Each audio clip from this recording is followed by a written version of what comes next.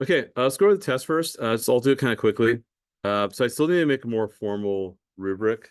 I did a rubric for the first 4 problems, meaning, not just the solutions, but how I divvy up the points. So for number 1, each of those 4 parts, part A was worth a point. For the most part, you guys did fine number 1. I didn't think that was really an issue. But just how I go about the points, I give a point for each of those things. For part B, that was 8 points, but the way I divided that, each branch was worth 2 points, 1 point for the translation and 1 point for the stretch. Or basically a point for the middle and half points for the other 2 points on each branch, and 1 point just for the asymptotes overall, if you had that done correctly. If you did have it shifted off a little bit, that means the asymptotes were probably off too. As long as everything else is done correctly. If you had translated incorrect, but everything else is done fine, that probably should have just took up a point for the graph. But if I took up more than 1 point, just ask, I can tell you why. I did grade late last night, so ask questions if something seems off. I'm more than happy to look at your test again.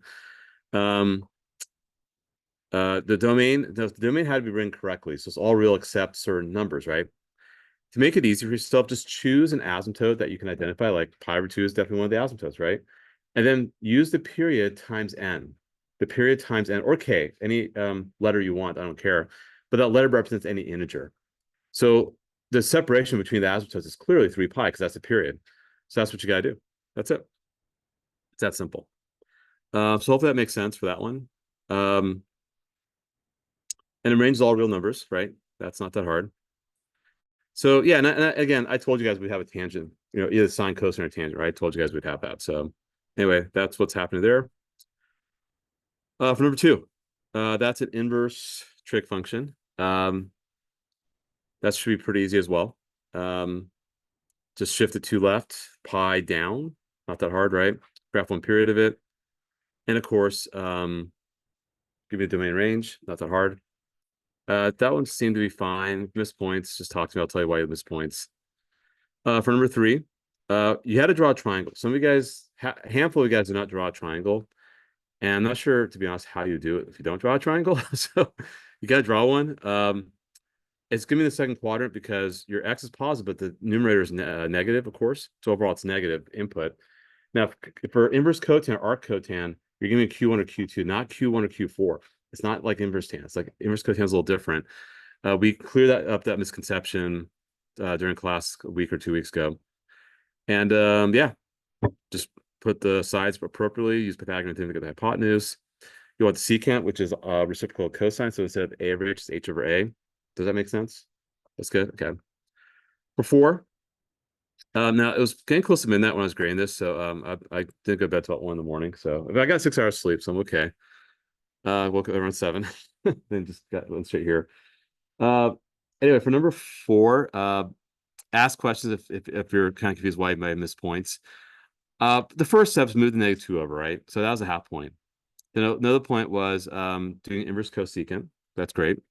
And then make an inverse sine so it's easy to identify. Or I guess that combination is probably worth 2 points. That's kind of a big deal, right? To isolate the angle. So I think overall this is kind of worth a couple points to make sense of this. And then you should recognize that half of the 7/6 and 11/6, right? You could have put different answers. I guess you could have said negative pi/6 if you wanted to. I don't know why you make angles negative. You don't have to, but good. Anyway, 7/6, 11/6. That's one rotation in this circle. And then you have to solve for x, which shouldn't be 2 by 11/3, 19/3. So we guys have some really interesting answers. So I tried my hardest to make sure I give you full credit. So we guys have like 44 pi over 12. I'm not sure how you got that, but it works. So I was like, hey, cool, it works. So we put 38 pi over 6. Like, okay, I guess that makes sense. But try to keep math simple if you can. Try to reduce. That's usually a good idea. And then put plus 8 pi n, because the period is 8 pi, because the b value is 1/4. So it's 11/3 plus 8 pi n, 19/3 plus 8 pi n. So just try to keep very methodical, very clean. Let's just keep it straight. And then to find the third negative solution. Now you have this, right? Plug negative by square.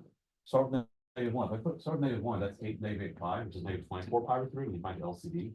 That'll be -5 pi over 3 for the first negative solution. Then this, if I play -1, I get -13 pi over 3. Then play -2, that becomes -29 pi over 3. That's my third negative solution. That's how you do it. Some of you guys probably lost 2 or 3 points. Just ask. I can kind of go over with you. It might help actually. Then I could see, oh, okay, this is what you're thinking. So just talk to me if you miss a couple points. Hopefully we'll have a little time to do the notes are not as intense as the last 2 classes. So I think we should have some time to do some homework during class. Okay, that's where my rubric ends. So now I just have the answers, but I can tell how I divvy up the points if you're curious. For A, you want to do the inverse cosine of -1/√2. That'd be the best way to handle it. Or if you could think of how inverse secant works, that's fine. But it happens at 3 pi over 4, just so you know.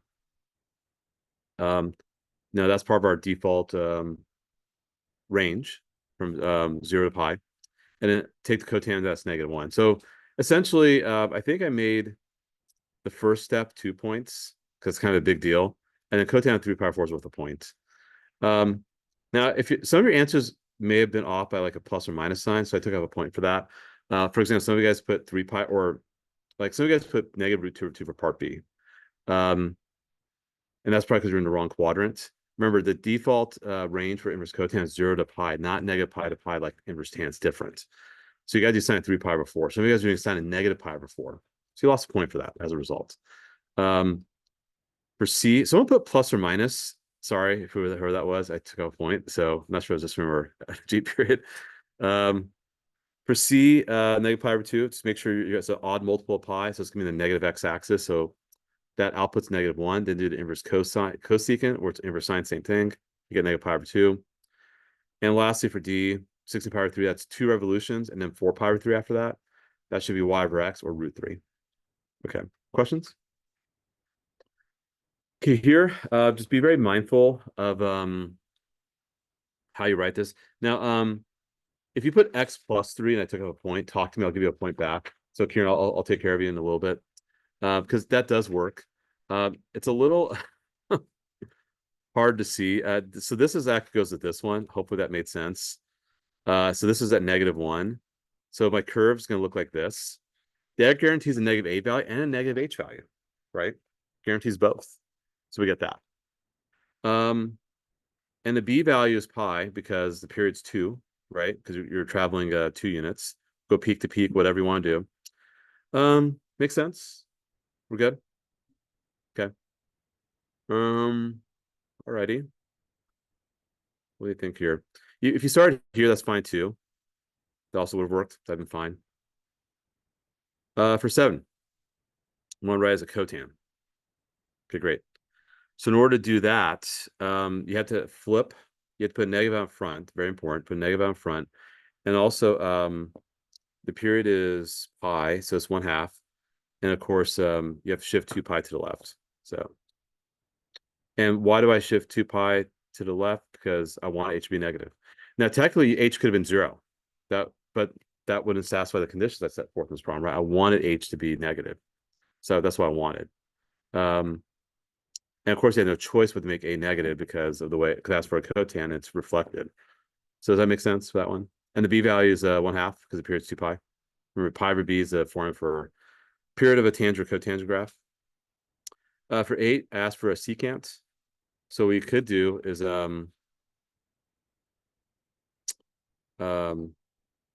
yeah, find the period, which is pi. So b is 2. You shift pi 4 to the left, going up 1, that's the midline. Amplitude 3, we're good. And lastly, for 9, that was like the mystery question.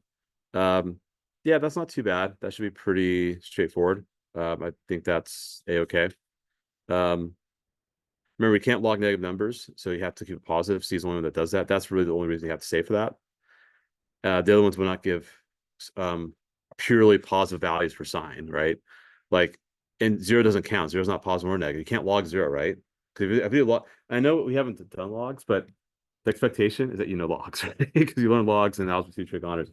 Maybe I could do some log practice as time passes, but we're not going to actually have a devoted section to logs in this class. We just won't, because we got to move forward with other stuff, right? But log base 10 is 0. Can't 10 to some power can't equal 0. That's impossible. For A, just reason it. If you reason it, you should see that x could be the third, fourth quadrants because you need the combination of those two to be negative. That happens there. 1 is not a guarantee. If the question said could be true, the answer is all 3. Of course, that wasn't an option. Let's see that one word switching from must to could. By the way, for those who are doing SATs this coming weekend, you're welcome, because I'm giving some little free test prep. Must means has to be true all the time, right? All the time has to be true. Could some of the time, but I didn't have the word could have must. All right, we're good. All right, if you have any individual questions, talk to me. If you want to come back during lunch, I'll be in here. Just I got a lot of work to do, so come by. Or office hours tomorrow works. X period, do you have a meeting today during, sorry, Y period? Do you have a meeting during Y period? Or just shoot me an email. We can always make another time to meet up. I do have a free B and C. So if you happen to be for junior, you have to have that free. Ask. More than happy to help you out. Also free E period tomorrow as well. So if you want to come for that. Okay, homework. I don't have an answer for this time, but the identities, I think for the most part, you know what you have to do. You have to make one side look like the other side. However, are there any identities you would like me to work out that you're not sure about? Which ones? Go ahead, Adam.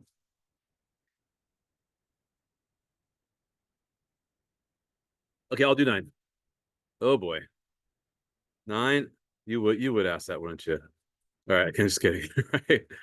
All right, how am I gonna handle 9? All right, let's talk about it. I'm gonna do this, guys. Um, it's not terribly odd. Well, actually, it is obvious, I think. And what side do you work on? Working on The right side? I work on the right side. right side, sorry. Okay. Is that factorable? That is factorable, right? See, I just factor that. And what are each of those expressions? 1 minus sine squared, 1 minus sine squared. Each what? Done. Yeah, it looks kind of nasty, but actually, the more I thought about it, it's good. So, Alice, go ahead. Let's do 12b. So I don't have the answer key for this, so let's talk about it. So 12b is a prove again, right? So it's an identity. I would probably work on the left side. That looks a little more nasty. So call this u and call this v. So you do cosine of pi over 2 minus x times cosine y plus. No, because when you have a minus here, it's the opposite. I'm using the difference formula for cosine. Whatever you have a minus, the plus. Difference formula, yes. That mess you up?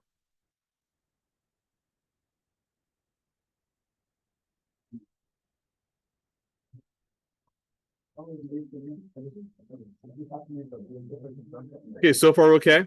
We're good. Okay, guys, quiet down, please. Thank you. All right. Now, this right here is a cofunction identity. I know that's going to be sine x. And that's another cofunction, that's cosine x. And guess what? All this junk here is sine of x plus y. So don't overthink it. That's what I do.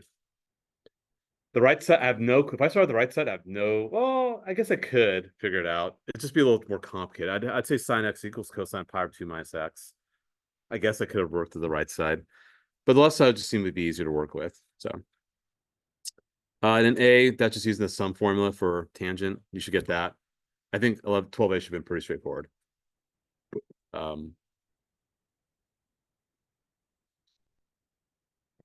I do need to work these out. I haven't had a chance to because I was busy grading your test.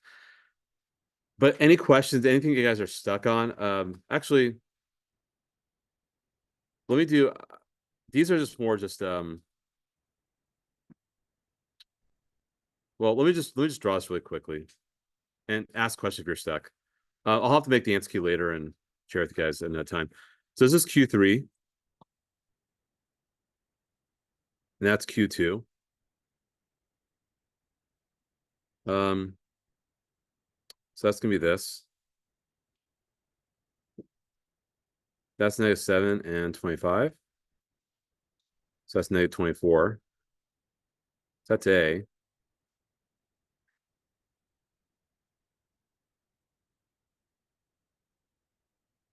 And that's -4 and 5.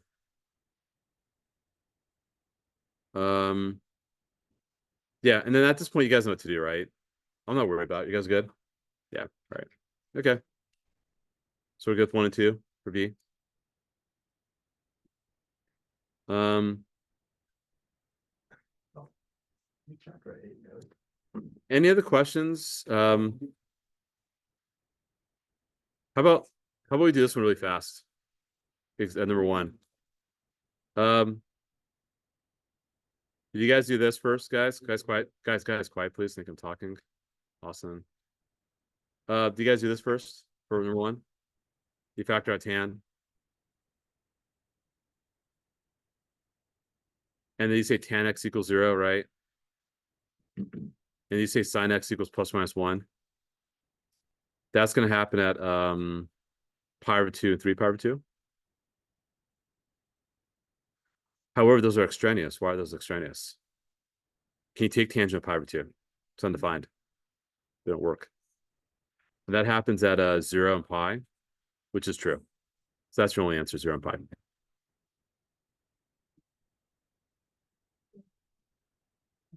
You're okay with that? And in general solutions, you could just say n pi is your general solution, where n's any integer. You can say that. So, all right, we good?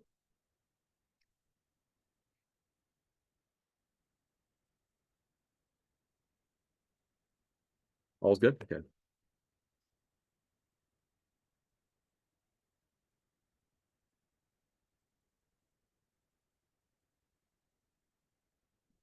All right. Let's move on to the lesson. So we go to 11 o'clock. So let's and I know I know I have an answer key somewhere. It's kind of driving us. I can't find it electronically, but I think it's in one of those folders. So I'll one way or another, I'll get an answer key for you guys, just so you have it. Or I'll just have to do it. All right. Okay, let's move on to the notes. We're gonna do pages 13, 14, 15, 16 today. I know we didn't quite finish off the notes, but I think let's just do part 3. And we can always close the loop on the notes, maybe Monday. Okay. All right. And just so you know, we have another test coming up. It is next week. I know. Next Thursday. I know. But don't worry, I'm not going anywhere. I'll be here. So I'm not going to Chicago or traveling anywhere else. Won't have any flight delays. Okay. Anyway, let's talk about double angle identities. Okay. So actually, you know what? Let me derive. Let's go back a little bit. Let me derive this way from example 11 on page 10, because we didn't quite do that in its entirety. Let's actually do that. Does that make sense what I'm doing right now? Because x plus x is 2x, right? So if I use the sum formula, when you just get this,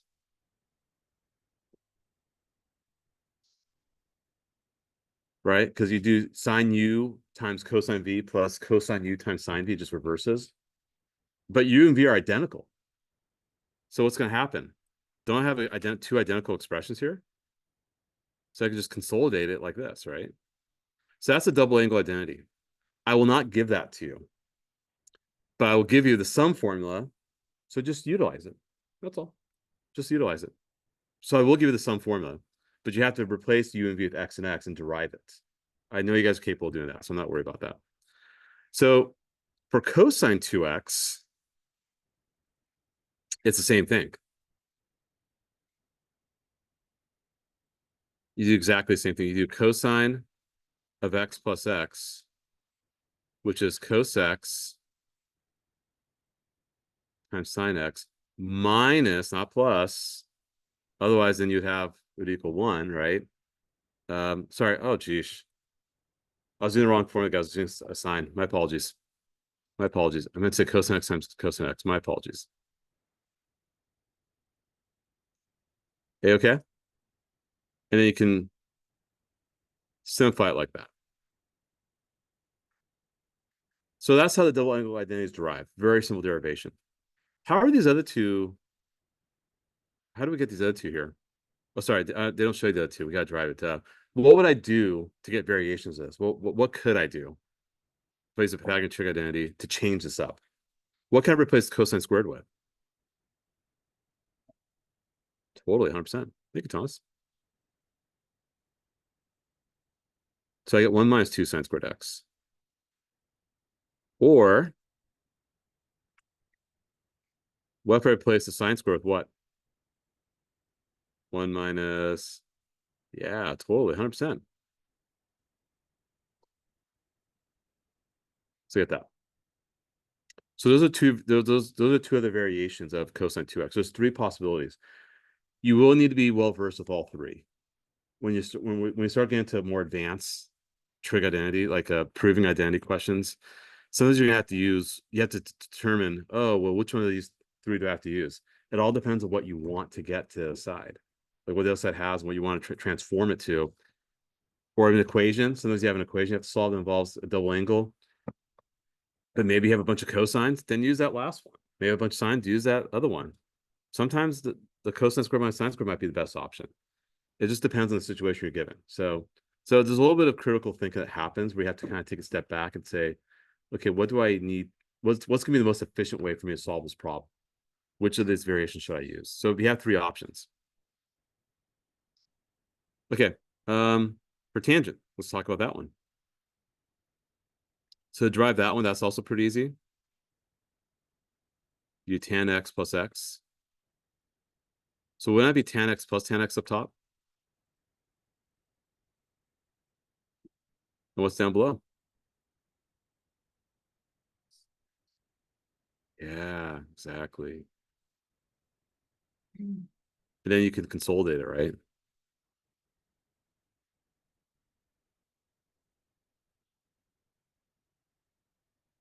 All's good? All right, cool. All right. So there you go. Those are double angle identities. Okay, so now let's actually do stuff with it. All right, so this is the fun. This is where the fun begins. We got to figure out what variations to use here. Well, obviously this is pretty straightforward. What am I going to do about this now? Change what?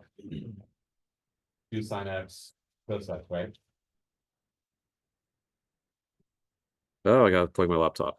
It's gonna die soon. Give me a sec here. Let me set up and I'm gonna plug my laptop here. Now, please, please, please, please, please, please, please, please, please, never, ever, ever, ever do that. Why? Why? Nope. Missed solutions, exactly. You were not totally wrong with saying that, but the more practical reason is the second reason just said. We lose solutions. You're not gonna get the whole answer, right? Because think about it, graphically speaking, I can graph sine 2x, bunch of waves, graph cosine x, bunch of waves. They're gonna cross a bunch of times. Those points of intersection are my solutions, right? The problem is that I'm not gonna be able to, my algebraic answer won't confirm the graphical answer. How would I reconcile that, right? So I gotta make sure I don't cross stuff off like that. Never ever do that. That's bad. What should I do instead? Yes, collect every single thing to one side and have 0 on the other side. Therefore, you're being intentional about the 0 product property. Okay, I'm doing the 0 product property. Awesome. That's fantastic, right? And you just solve each one, Cosine x equals 0. The other one, just going to kind of skip a couple steps. I know you guys can add 1, divide 2. Unit circle, bless you. Is that going to be 5 or 6 and 5 power 6? And they didn't ask for a very specific answer. So we have to give the general answer because I find all values.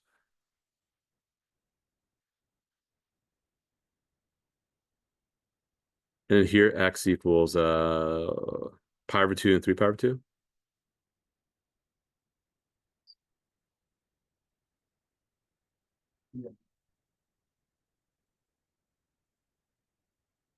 Yeah, we got to do a general solution here. And let me get my cord. You can actually consolidate the cosine answers. Where are they separated by? The pi over 2 and 3 pi over 2. By pi. So you could just have pi over 2 plus pi n. That could work.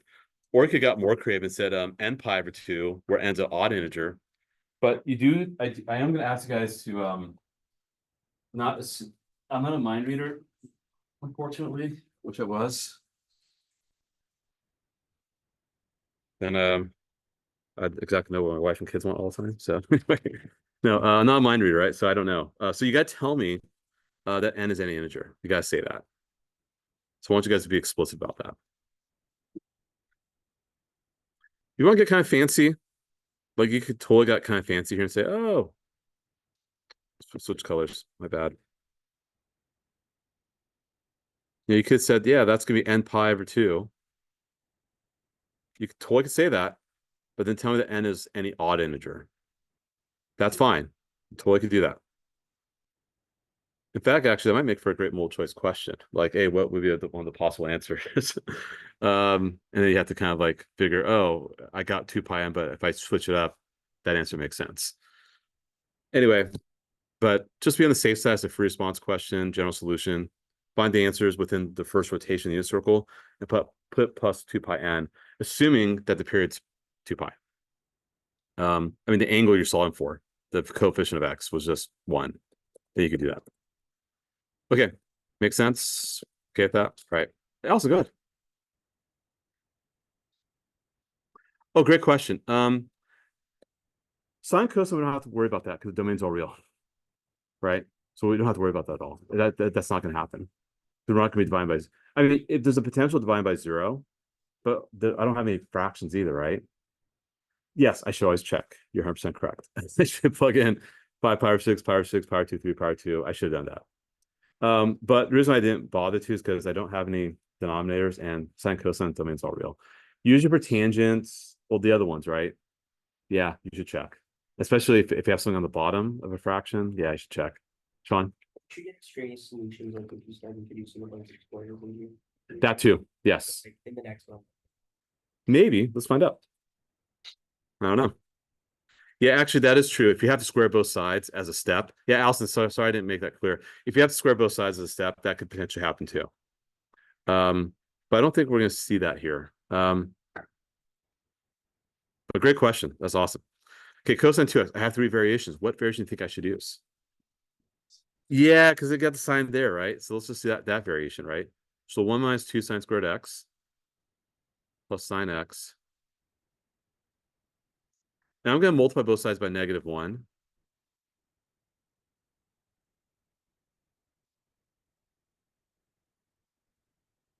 Or move everything from left to right. Because I like to keep the leading term positive. Makes the factoring easier. So what I do, I multiply by -1, right? What happens? How do I factor that guy? 2 sine x, sine x. Should be -1 plus 1. Yeah. Yep. Sine x equals -½ sine x equals 1, x equals pi over 2, x equals 7 pi over 6, and 11 pi over 6. And make sure you put plus 2 pi in afterwards. Don't forget about that.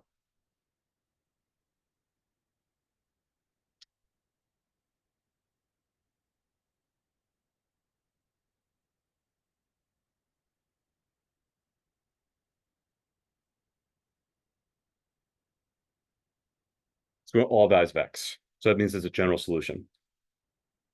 And ends any integer, right? As we pretty much assume most of the time, but we got to say that. So yeah, not gonna get away from that. We have to say that. Okay, why don't you guys try part C? I gave you guys the juicy one to do on your own or in table groups. Um, yeah, I'll just let you kind of figure it out. Figure it out. Let's see what happens. I'll do it to you.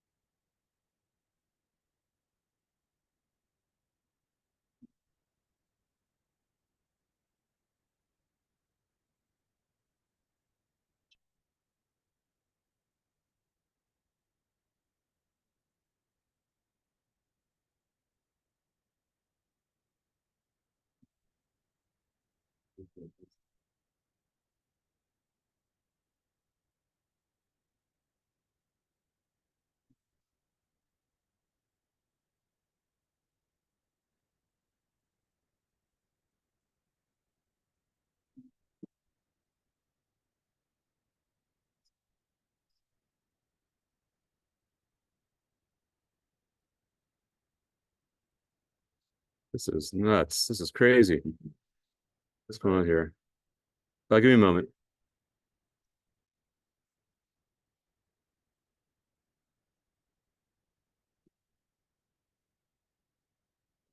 They come up pretty simple, John? Yeah, I think so.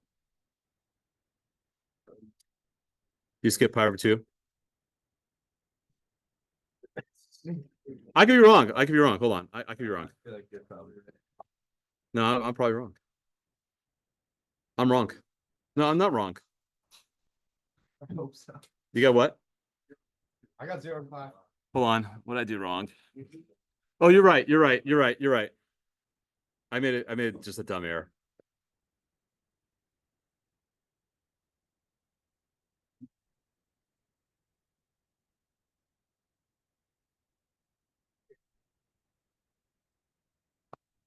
All right. Let's talk about it. All right. So yeah. Kind of color coded sine 2x, 2 sines cos x, times cos x and green, cos 2x. I decided to use a variation of sine, just because sine x sine being multiplied to it. And plus the fact that I kind of look ahead, let's figure, hey, cosine times cosine squared, switching to 1 minus sine squared. So if you don't from the sine, it's easy. So I do that, cosine squared is that. Distributed, I get 2 sine x minus 2 sine cubed x. Pardon, my handwriting sucks, I apologize. It's minus 2 sine cubed x. Here, distributed, I get sine x minus 2 sine cubed x again. I got negative 2 sine cubed x on each side. They cancel it and drop out. Yes, in this case, you drop it out. You know, it's when it's a factor you don't want to do that, when it's multiplied, but when it's addition, subtraction, of course, when you combine like terms, it goes away. You can't help that. I mean, yeah, sure, if I put all terms on one side, it's going to go away anyway. Sine x equals 0, x is 0 pi. X is 0 pi. So, and that's not going to be extraneous. So you plug it in, work out 0 equals 0 on each side. So it's all good. Okay, let's keep moving. No, okay. I won't keep moving. All right, sorry. My apologies. Did you keep it on? You come up from here? No. Or Up here? you just kept them both on the right. Not yet. I just had to clean it up first. Yeah, just because I want to use identities, you know, not to have too complicated myself. So yeah. Okay, cool. We're good? No, we're not good. We are good. Okay, let's keep moving. All right, example 2. Let's just draw this in the right quadrant. So Q3. No, I lied. Q4. Exactly. 5 and 13. Negative 12. Yeah, that's not hard. You can use any variation you want. I don't really care. Let's use the cosine squared minus sine squared one, I suppose. What's that going to be? 25 out of 169 minus 144 out of 169,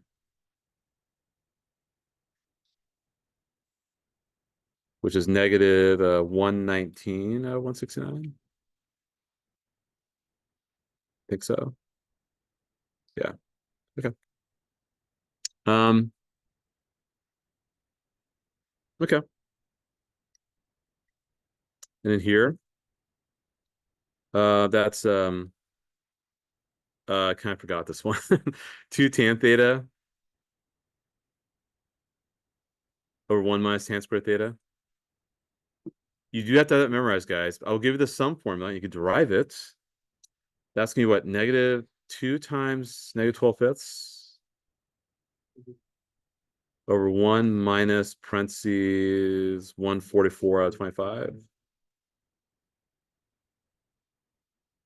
which is negative 24 out of 25. No, negative 24 over 5. and negative 119. Flip it.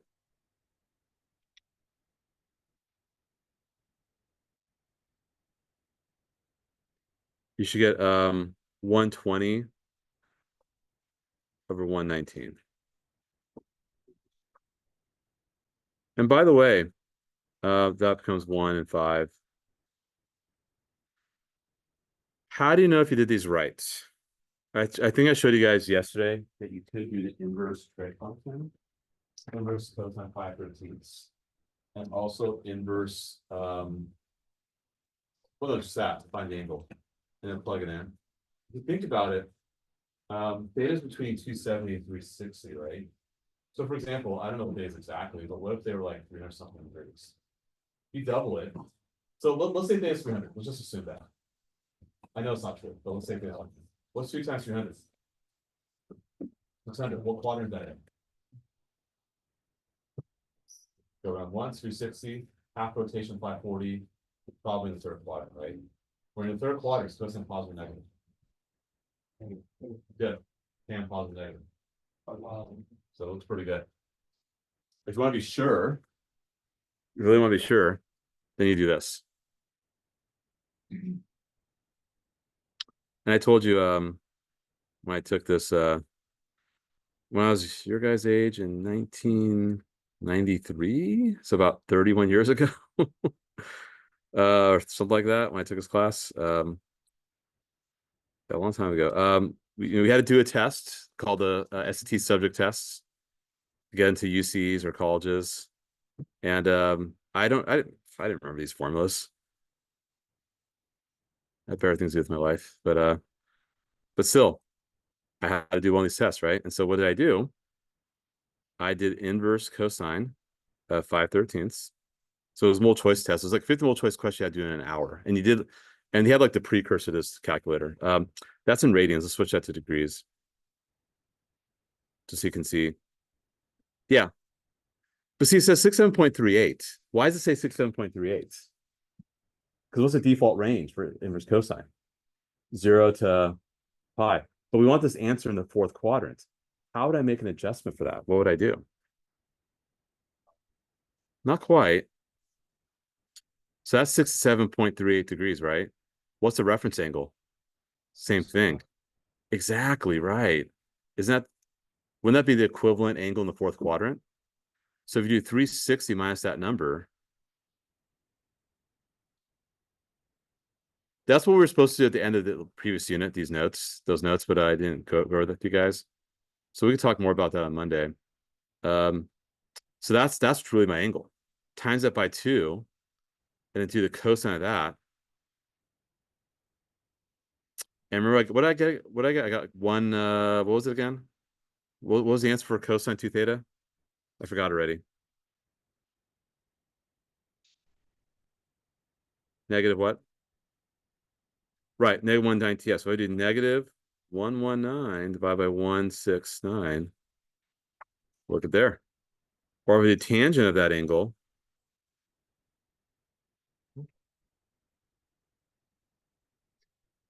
And then do 120 over 119. So you get that as well. I think I actually will be fine if you had a calculator for a problem like this.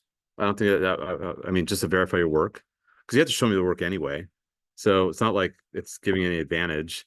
But if it gives you an extra blanket of security, that would help you.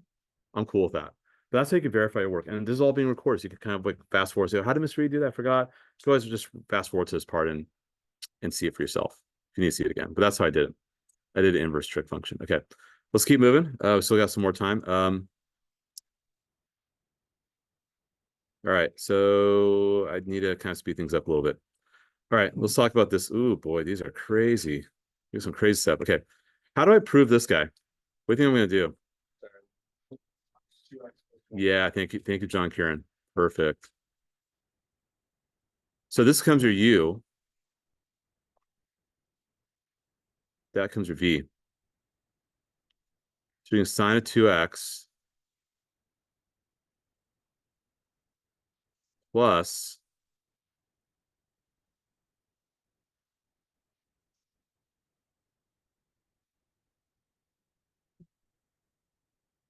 So it just becomes this.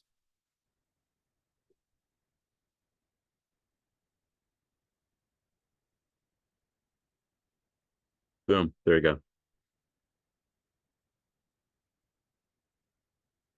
We're good on that? Yep. All right.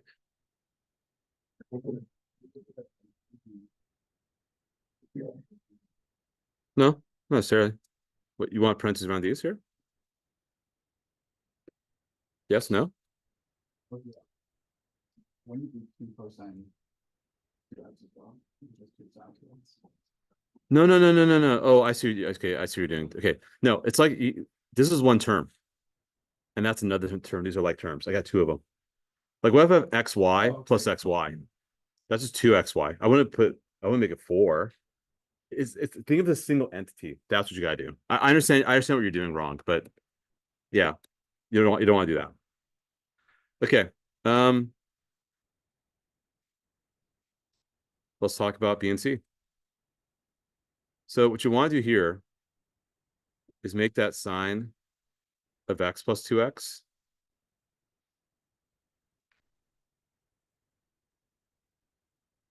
And over here, make that cosine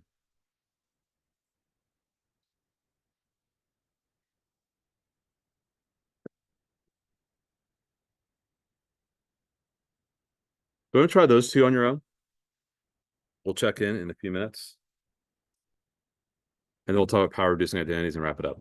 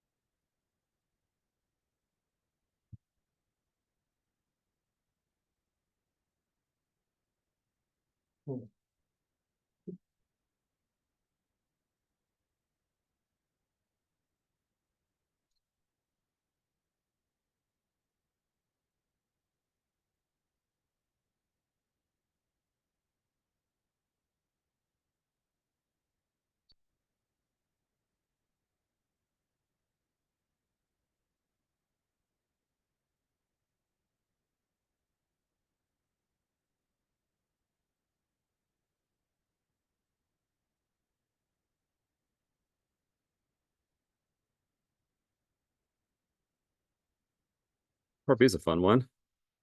Okay, let's show you part B before you get a little frustrated. Let's see. So you gotta be really intentional which variation you use of cosine 2x. Look at the right side, you have a cosine squared x, so I should probably use 2 cosine squared x minus 1, makes sense. And then here I have cosine x times sine 2x, which becomes that. And so 2 cosine squared x sine x, that's great. If I distribute, I also have another 2 cosine squared sine x, that's great. That was 4 cosine squared sine x. Oh, minus sine x, pull up the sine x. You got it.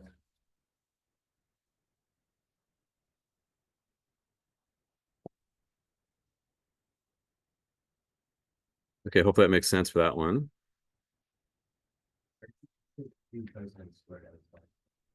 Hold on a sec. Where, sorry? Right here? Where I get that from? Yeah. From cosine 2x. That's one of the variations of it, right? And I want to use that because I look at the right side. And it looks pretty close to the right side. So that's why I wanted to use that variation. I was not going to do cosine squared minus sine squared, because guess we don't get sine cubed x. If I use 1 minus 2 sine squared, so I'll get a sine cubed x again. So you have to really look at what's on the other side. What do I want? That's what you want to do. Okay, next up. Let's do it together. Oh boy. Cosine 2x. Oh, if I should have test question from last year, you guys would really hate me. I had a really tough one last year. Cosine 2x minus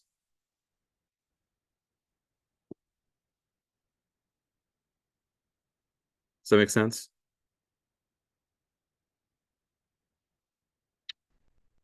Ugh. Okay, let's look at the right side.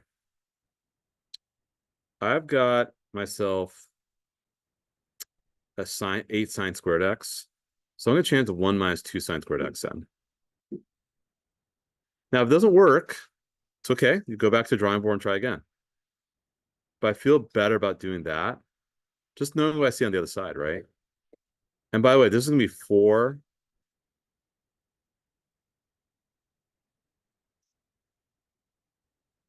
Okay, I skipped a couple steps. What's sine 2x again? 2 sine cos x. But you have another 2 sine x cos x as well. What's 2 sine x cos x with 2 sine cos x multiplied together? 4 sine squared x cosine squared x. Yeah, that's where that 4 cosine squared sine squared x comes from. I know it's hard to read. Let me use well, I don't know what I can do to make that better, but that's right here. Well, let me highlight it. Maybe that might make it worse. I don't know.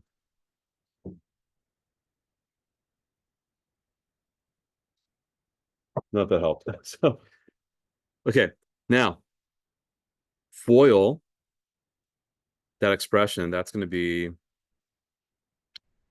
Oh, go Thomas. Go. How do I go from where? Seems like cosine. How do we get from cosine to x? Cosine to x in my defense. Oh, remember that these are each of those identities, right? Cosine 2x, right? Right. So 1 minus 4 sine squared x plus 4 sine. Actually, you know what? Okay. So I realize I made a mistake. Why do you think I'm running into an error? I have 4 sine raised to what power? I have a power of 4. So I'm going to go back. I'm going to reverse a step. I know you guys. I told you guys will really not like me when I show you what I gave last year.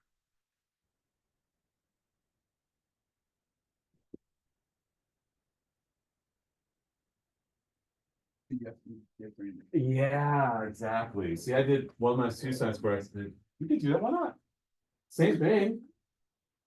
Why am I doing that? So I want this. I want that.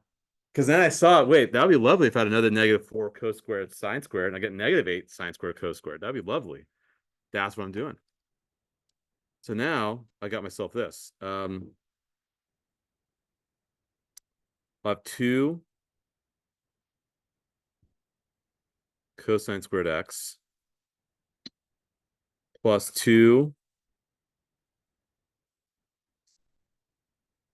sine squared x.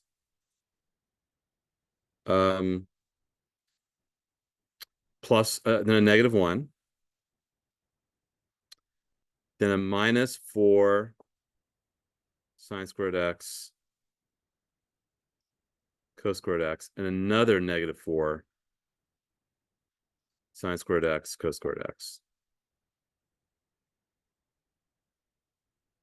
And I should wind up getting this.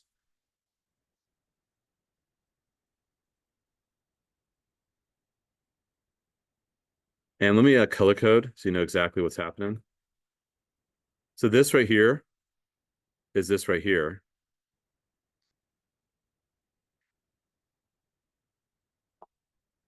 And all this is all that. Gosh, that is so hard to read. I'm so sorry. I'll just have to do better with my G period. That's so hard to read. Yeah, so what's happening is that when I FOIL this, you have a negative 1. And think about what's cosine squared plus sine squared? 1 multiplied by 2. 2 minus 1 is 1. So all this becomes 1.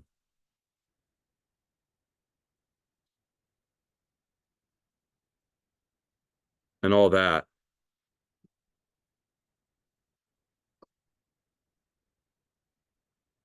That's crazy. No, it becomes 2, but they have a -1 afterwards. Yeah. Okay, Yeah, because remember we foiled that previous expression. Okay, so I did not get the power reducing formulas. I am not going to squeeze that in 95 seconds. So we'll do this another time. I think what I will do is since I am recording, I'll finish this recording. I will do a video on that just so at least you guys can watch it, and but we'll still talk about it again on Monday. Homework will be the rest of the next part of the notes, next part of the homework, sorry, which will be some difference. Yeah, proving identities. Yeah, I think we're going to go up to page 10. So anyway, so it'll be 7 through 10.